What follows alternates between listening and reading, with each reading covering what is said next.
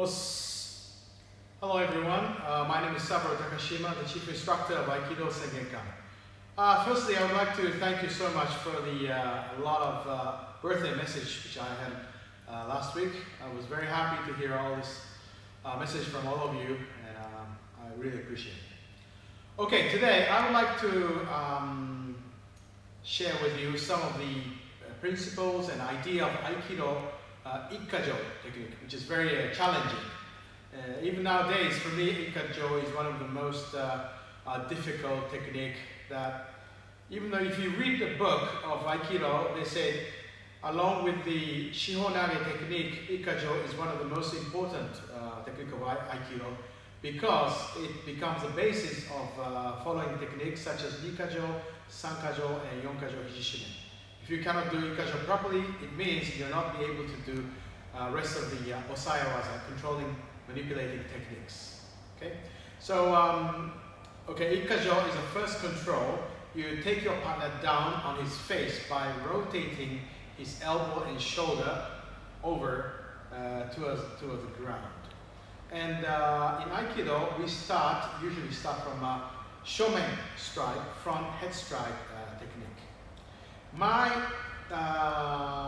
understanding, or either I could say it's hypothesis, why Ikkajyo is important in Aikido, apart from this explanation from the books, is Shomen Uchi Ikkajyo Osae Ichi particularly is one of the very few techniques that explain the quintessence of Aikido, which is you enter straight into towards Uke's center to connect, and by rotating your hips or changing your point of connections or the angle, you take your partner down. I believe this is the technique that expresses the most fundamental idea of Aikido, is to attack Uke's center and connect, and without losing these connections, you keep controlling your partner. Okay? So, Shomen Uchi Ikkajyo Osae Ichi.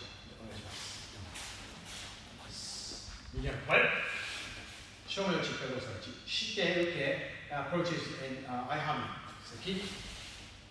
Right before you guys are connected, you stop, raise both arms together, shite, enter, and try to cut down Uke's center. Shomen strike, grabbing the elbow softly, entrance of the body has to be executed simultaneously. From there, rotate your wrist facing towards Uke's face. And turn your hips as his elbows are coming up. You move diagonally forward and sink down. Cut down your hands to your belly line. Jushin no ido, Hiki no Seshi, shift weight motion, and thrust Uke's arm towards his armpit, as in diagonally thrust with a spear, a hosoi style, hosoi. This is how Ushino-sensei explained. Cross step forward and lower yourself towards the ground, and knees pushing towards Uke's elbow. As you bring Uke's arm down, your front outside the knees goes down to connect to inside part of Uke's wrist. By opening your both knees, stretch Uke's arm, and keep your back straight. Breathe out and sink down. Osae. Come back together. Stand up together. Come back together. And come on, right.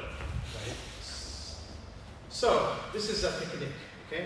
What expressed in this technique? You first enter and attack Uke's center. Okay. This is the most important idea of Aikido technique, I believe. By entering yourself towards Uke's center, you compress, in other words, connect with Uke. In other words, you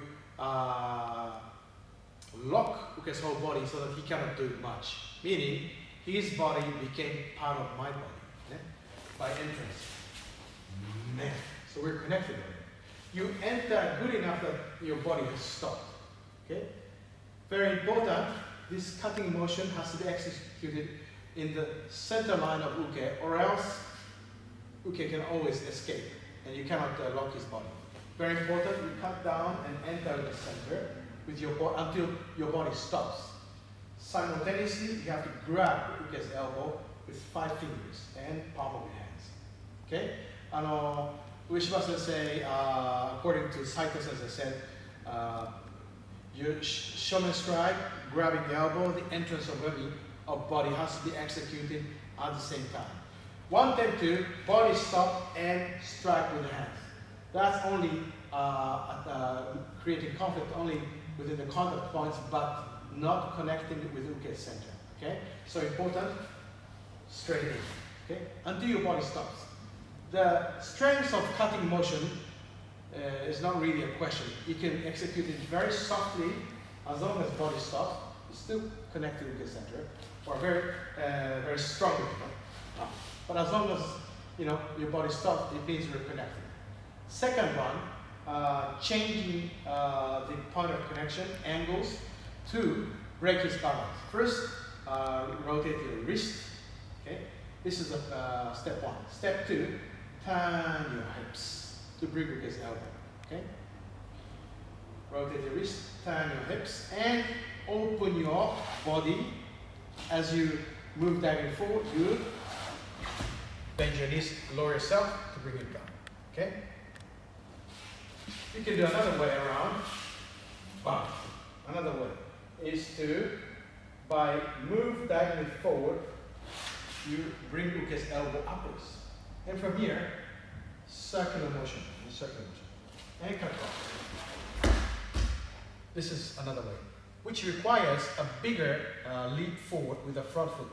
So if you do it in very quick motion, it will be a little bit difficult. So usually when I teach my students, I recommend them after you rotate the wrist, turn and move slightly to the side. Slide to the side and bring Uke's elbow and keep rotating your hips to bring your shoulder down. Important, hands keep right in front of you, okay? The timing of grabbing hands, because it's a common mistake for a lot of people. Before you will cut down Uke's hands, people tend to grab. But that makes you a weaker position, which allows your opponents to give counter techniques. He can attack me with a Ikkajyo techniques. So, how to grab Uke's elbow? You grab at the very end of the movements. Rotate your wrist, turn your hips, keep rotating. So at this point, I'm not grabbing. So as you cut down, you start grabbing from the baby finger, ring finger, and the middle finger, and this one.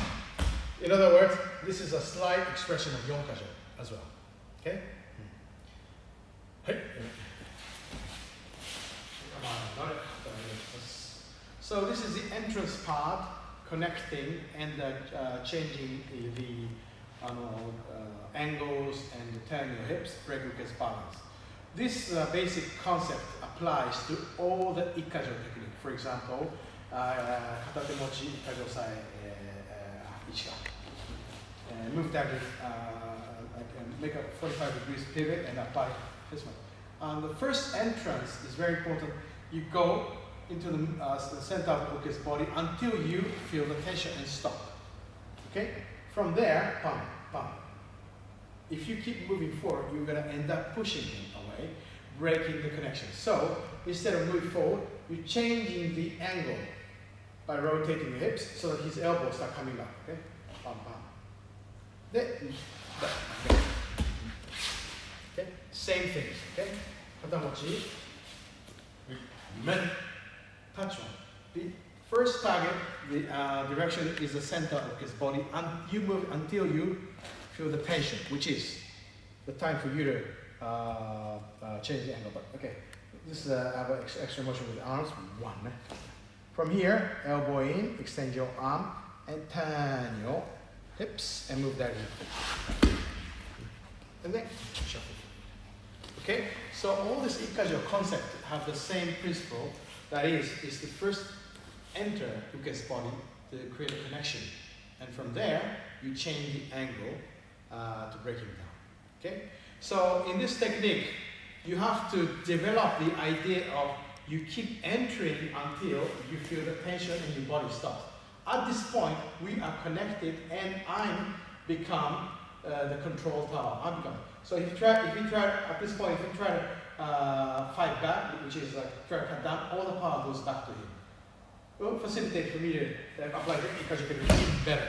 Okay. So the idea, you can use it. This one in knee. Okay. Once you learn how to connect with his body, you can also learn how to connect when he comes to your body. Fine. We're connected already. This is, you try to connect or receive his power with your posture, instead of fighting back with the hands. So basically, you show the target, which is lower hand, and let him come to attack. But at this point, instead of you receiving Uke's attack with the hands, you are actually receiving with your body, resulted in lifting his body, which means he's in a weaker position and connected with you.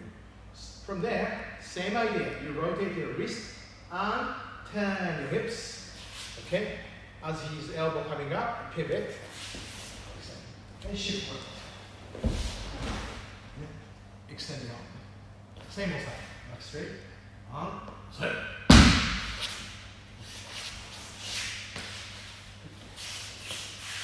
Come on, hold it.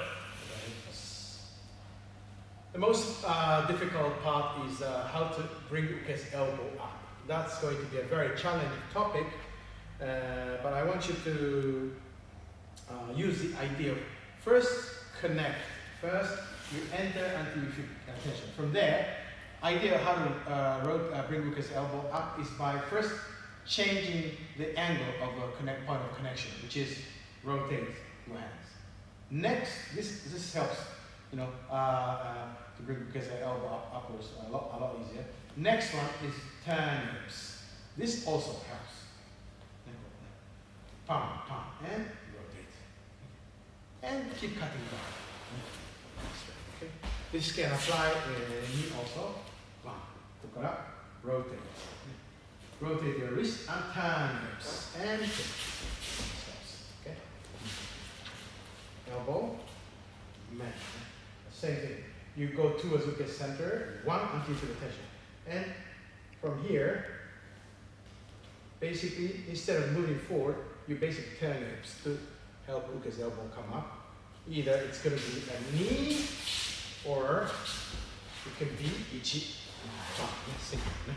And you express that with a point where he attacks. In this case, is elbow, ichi. And then rotate and sink down. Break the grip and go. Okay. Come on, another. This is how far I can explain about these techniques. But again, theoretically speaking, these techniques express the very simple motion of you enter towards the center and connect. Afterwards, you keep controlling your partner without losing its connection. A lot of connection can be lost by using, arm power or twisting with the hands. That destroys all the connections.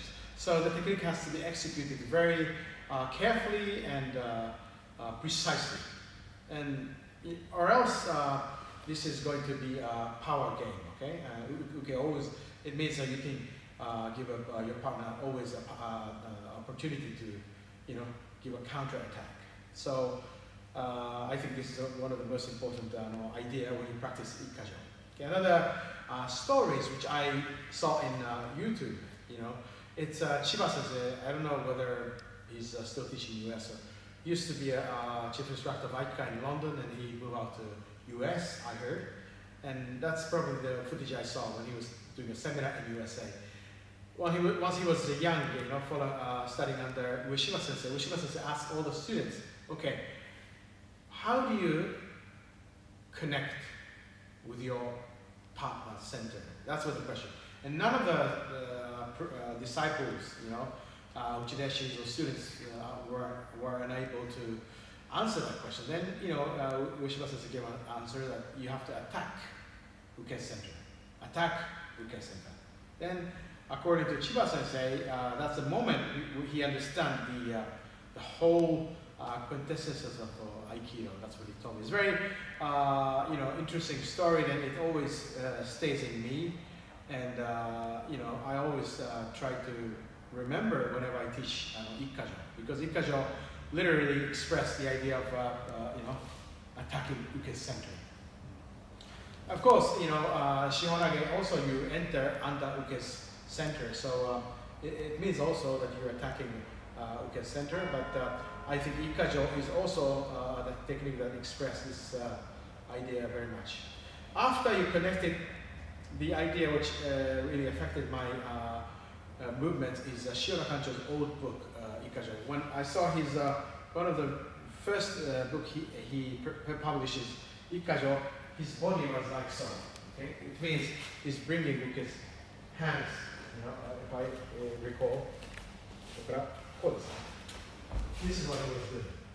He's bending his knees and lifting his heels come off the mat, and this hands towards your hips, and this hands is over his elbow.